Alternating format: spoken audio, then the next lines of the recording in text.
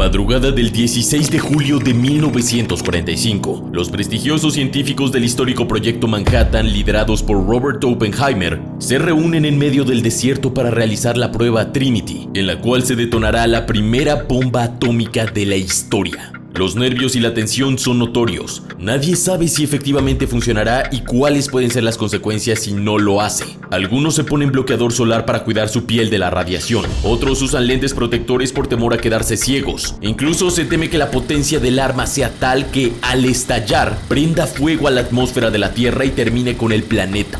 Finalmente, segundos antes de las 5:30 de la mañana, se da la detonación.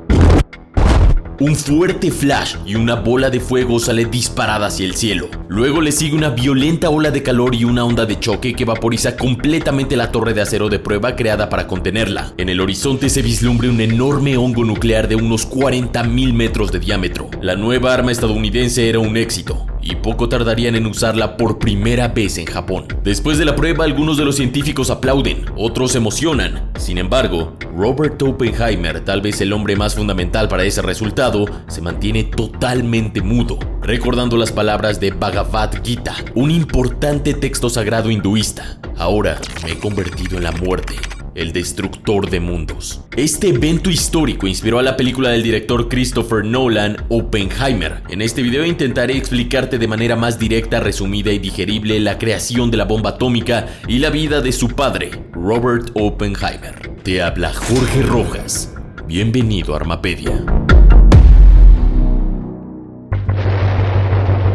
Para entender el nacimiento del Proyecto Manhattan, debemos retroceder a la Segunda Guerra Mundial. Este conflicto bélico fue una época de increíbles y temibles avances en el campo de la tecnología militar y de destrucción. No solo las aeronaves militares, los tanques y las armas se mejoraron hasta puntos antes inimaginables, sino que también se empezaron a buscar nuevas formas de aniquilar al enemigo. Por supuesto que la respuesta estaba en usar la ciencia. Los avances en el campo nuclear eran relativamente modernos. Si bien se venía experimentando con uranio durante décadas, a finales de 1938, los científicos alemanes Otto Hahn y Fritz Strassmann descubrieron que al bombardear uranio con neutrones se detectaba el elemento bario. Esto puede parecer menor, pero no lo era. Hasta ese momento se creía que los núcleos atómicos eran completamente indivisibles y estables. El descubrimiento de Hahn y Strassmann demostraba que no era así. La aparición de bario mostraba claramente que el uranio se dividía en núcleos más pequeños y liberaba neutrones adicionales. Lise Meitner y Otto Robert Frick continuaron el descubrimiento de sus colegas y llamaron este proceso atómico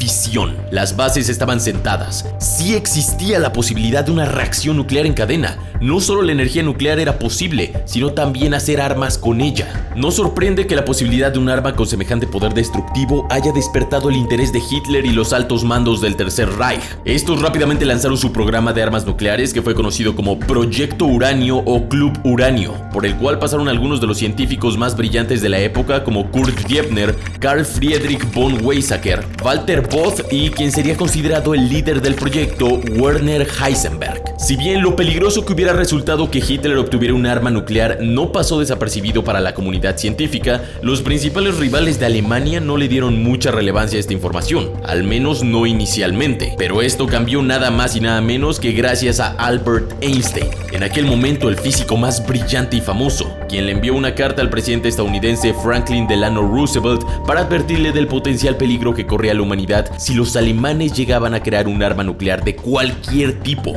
Lo primero que hizo Franklin Roosevelt fue hacerles entender este peligro a sus aliados europeos, incluso aún cuando Estados Unidos todavía no había entrado directamente en la guerra. Esta advertencia permitió que los aliados cambiaran sus estrategias bélicas para frenar el avance nuclear alemán. Por un lado, se realizaron numerosos sabotajes a la planta noruega de energía eléctrica que producía para Alemania agua pesada, formalmente óxido de deuterio, un ingrediente fundamental para la creación de estas armas. Por otro lado, también se realizaron enormes compras de uranio mineral en busca de quitarle al Tercer Reich sus suministros para crear una bomba de este tipo. Por supuesto, sabotear al enemigo no fue lo único que hizo el gobierno estadounidense, sino que en 1939 el presidente Roosevelt lanzó su propio programa de armas nucleares bajo el control del general Leslie Groves, el hoy famoso Proyecto Manhattan. La investigación inicial se dio en la Universidad de Columbia en Nueva York y convocó a algunas de las mentes científicas más brillantes de aquella época. Sin embargo, eso no era todo. El gobierno estadounidense necesitaba aún la clave fundamental, un científico capaz de resolver este complejo rompecabezas empresas, pero que también fuera lo suficientemente hábil para liderar a sus colegas y lidiar con los sensibles egos de estos. El elegido por el general Groves fue un joven e inexperto profesor de física teórica de la prestigiosa Universidad de California en Berkeley, quien era, según muchos de sus informes, un genio, Julius Robert Oppenheimer, a quien muchos colegas llamaban cariñosamente Opie.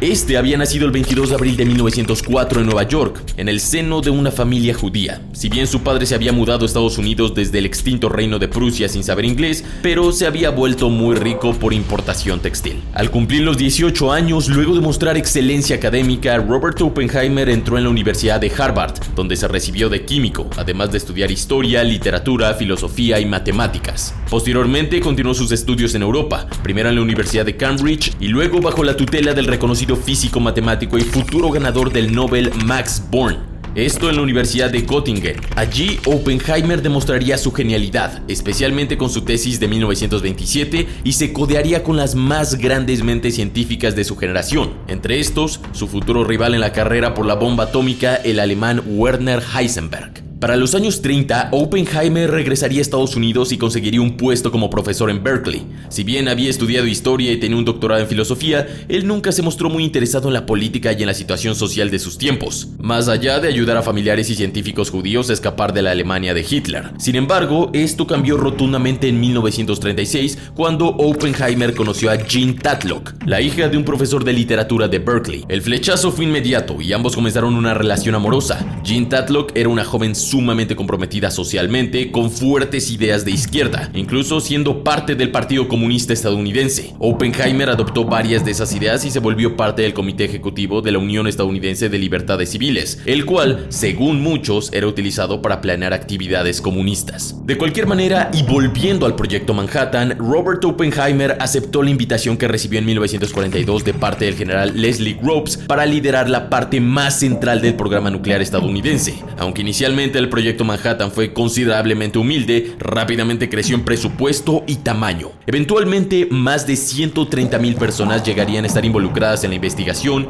el desarrollo y mantenimiento de este programa de una u otra forma, y estaban distribuidas principalmente en 3 puntos: Oak Ridge, Tennessee, donde se centró el enriquecimiento de uranio; Hanford, Washington, donde se construyeron y mantuvieron las instalaciones de producción de plutonio; y finalmente Los Álamos, Nuevo México, donde tuvo lugar la mayor parte de la investigación y el diseño de armas. Se estima que el proyecto costó $2,000 millones de aquella época, y más del 90% del presupuesto se destinó a la construcción de fábricas y a la producción de materiales fisibles, con menos del 10% destinado al desarrollo y producción de armas. Fue el mismo Robert Oppenheimer quien propuso Nuevo México como centro principal del proyecto, primero porque las condiciones climáticas del estado sureño eran ideales para la investigación, y segundo y capaz más importante, porque él mismo tenía un rancho ahí y le gustaba mucho el lugar. Caprichos de científicos locos. De todas las personas involucradas en este programa, muy pocas tenían conocimiento real de lo que estaban construyendo. Como puedes imaginar, Robert Oppenheimer era una. No obstante, la historia no era tan simple,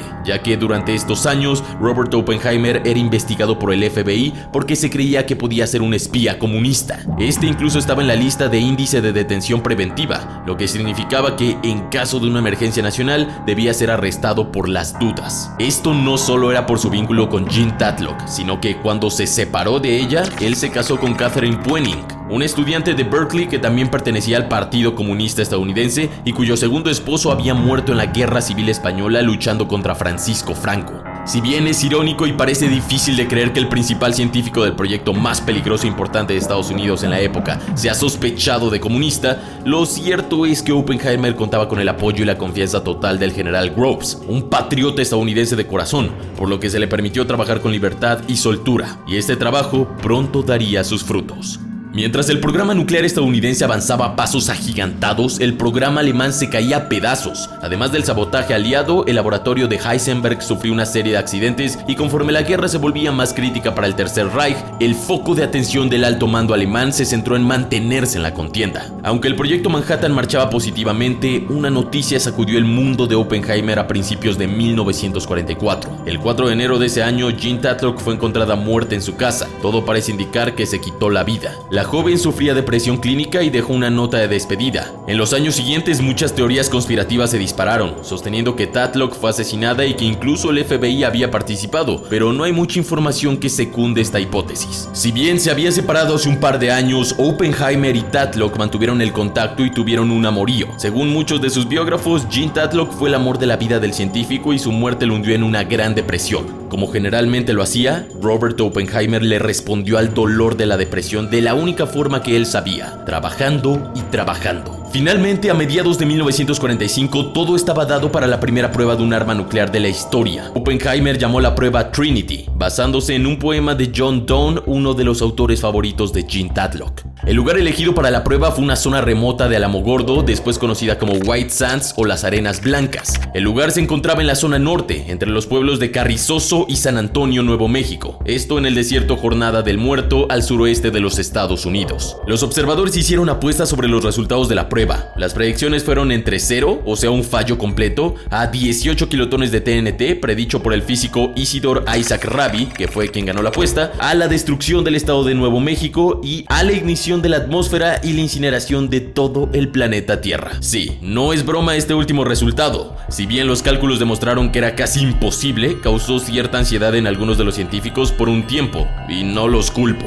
Para la prueba en sí, el dispositivo nuclear de plutonio de nombre clave Gadget se colocó en la parte superior de una torre de acero de 30 metros para su detonación. Una gran canasta de acero de nombre clave Jumbo se encontraba preparada para recuperar el plutonio en caso de que la prueba fallara. La detonación se programó inicialmente para las 4 de la mañana, pero fue pospuesta por razones meteorológicas. A las 5:29 con 45 segundos hora local, el dispositivo explotó con una energía equivalente a 19 kilotones, equivalente a 19.000 toneladas de TNT. Dejó un cráter en el suelo desértico de 3 metros de profundidad y 330 metros de ancho. En el momento de la detonación, las montañas circundantes fueron iluminadas durante 1 a 2 segundos. Los colores observados de la iluminación variaban desde morado hasta verde y finalmente a blanco. El estampido de la explosión tardó 40 segundos en alcanzar a los observadores y la onda de choque pudo sentirse a 160 kilómetros de distancia. La nube en forma de hongo alcanzó 12 kilómetros de altura. Sí, 12 malditos kilómetros.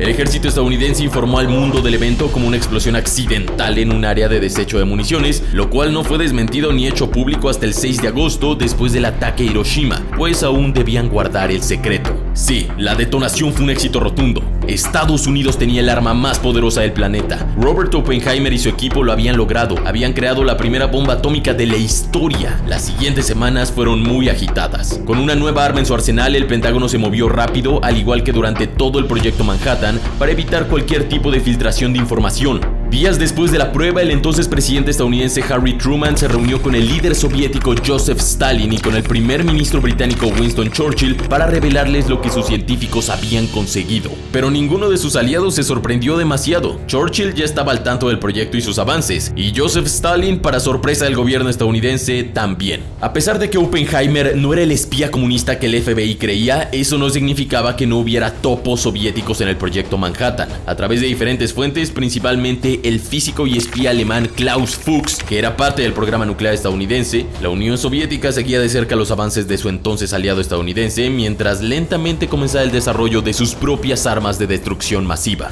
Volviendo al proyecto Manhattan, estos habían conseguido el tan ansiado objetivo, sin embargo parecía ser tarde. Para el momento de la prueba Trinity, el Tercer Reich ya había caído. Hitler ya se había quitado la vida y la guerra en Europa había terminado. No obstante, indiferente a las fundamentales y recientes victorias estadounidenses en el Pacífico, el Imperio de Japón no parecía dispuesto a rendirse. Pronto se comenzó a planear un ataque que lograría doblegar al gobierno japonés. Inicialmente se emitió la Declaración de Potsdam, exigiendo a Japón la rendición incondicional con la amenaza de una pronta y total destrucción, pero sin detallar ni avisar contra qué se enfrentaba. Japón, lógicamente, lo tomó como otra amenaza de guerra y rechazó la declaración, por lo que pronto el gobierno estadounidense se puso a planear el primer y, por suerte, último ataque con bombas atómicas de la historia. El general Groves quería que se apuntara a un lugar que tuviera un valor sentimental para los japoneses, que estuviera intacto y fuera lo suficientemente grande para que se viera el poder real de destrucción de su arma y principalmente que tuviera objetivos militares. Sin embargo, el Pentágono se terminó decidiendo por una zona civil, un área urbana intacta y lejana de la industria de la guerra. El objetivo no solo era demostrar su poderío bélico, sino destruir moralmente al enemigo. El 6 de agosto de 1945, una bomba atómica de uranio de 16 kilotones llamada Little Boy devastó violentamente Hiroshima. 3 días después, una bomba atómica de plutonio de 25 kilotones llamada Fat Man destrozó hasta sus cimientos la ciudad de Nagasaki. Se calcula que el bombardeo había matado a unas 140,000 personas en Hiroshima y a otras 74,000 en Nagasaki. En los años siguientes, muchos de los supervivientes sufrirían leucemia, cáncer u otros terribles efectos secundarios de la radiación. Poco después, Japón se rindió y la guerra más sangrienta de la historia llegó a su fin. A short time ago, an American airplane dropped one bomb on Hiroshima and destroyed its usefulness to the enemy. That bomb has more power than 20,000 tons of TNT. The Japanese began the war from the air at Pearl Harbor. They have been repaid manyfold, and the end is not yet. De un momento a otro, el gran secreto estadounidense había salido a la luz y cambiado el mundo para siempre, porque ahora otros países desearían tener el poder de esta arma también. El ataque nuclear a Japón fue motivo de una serie de polémicas que se mantienen hasta el día de hoy, mientras muchos consideran que fue necesario para acabar la Segunda Guerra Mundial y que evitó un derrochamiento mayor de sangre. Otros sostienen que la acción fue sumamente desmedida, sanguinaria e inhumana. De la misma forma, la explosión de estas bombas marcó un verdadero antes y después en la historia de la humanidad. La idea de un apocalipsis nuclear repentinamente era una posibilidad real, y desde entonces cualquier tensión entre potencias parecía poner al mundo entero y a la vida humana en peligro.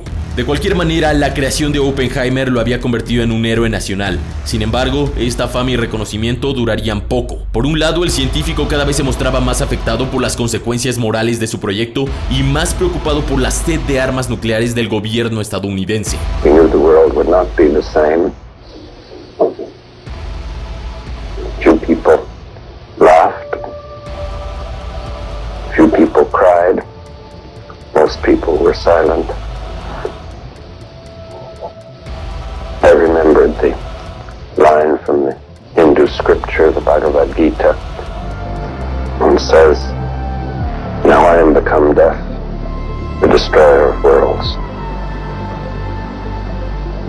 I suppose we all thought that, one way or another. Por otro lado, en 1947, el proyecto Manhattan, que había costado casi $2,000 millones, lo que en la actualidad equivaldría a casi $34,000 millones, o sea, lo equivalente a construir 2.6 superportaaviones USS Gerald Ford, fue completamente cerrado. No obstante, el programa nuclear de Estados Unidos crecía día a día a pasos agigantados, con un mayor presupuesto y con una codicia aparentemente sin límites. Los políticos estadounidenses estaban sedientos de poder nuclear, de armas más poderosas e inteligentes y en una carrera contra la Unión Soviética. Robert Oppenheimer aceptó un puesto como director del Instituto de Estudios Avanzados en Princeton, pero siguió utilizando su fama y el respeto que despertaba su figura para abogar por el control internacional de la energía nuclear, criticar la proliferación nuclear y condenar la carrera armamentística en la que Estados Unidos y la Unión Soviética se batían. El padre de la bomba atómica también apuntó y se opuso públicamente en numerosas ocasiones al desarrollo del gobierno estadounidense de la bomba de hidrógeno,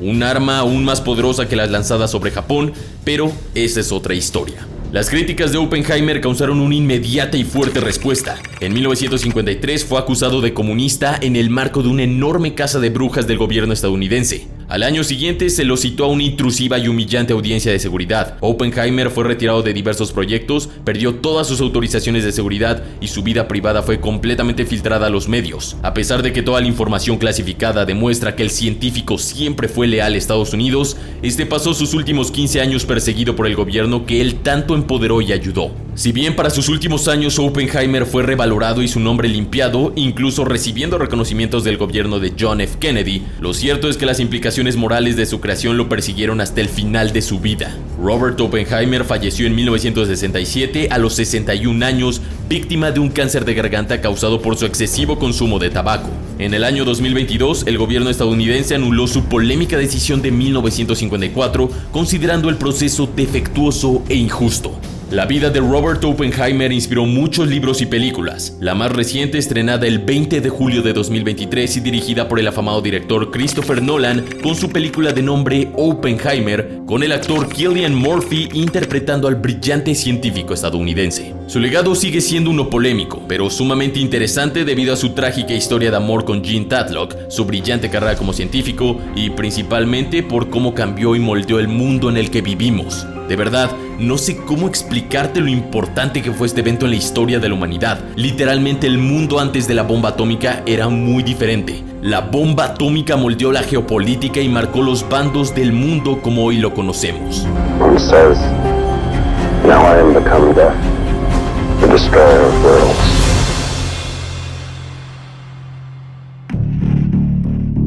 Eso ha sido todo, suscríbete y activa la campana de notificaciones. Sin más, mi nombre es Jorge Rojas, esto es Armapedia, y te deseo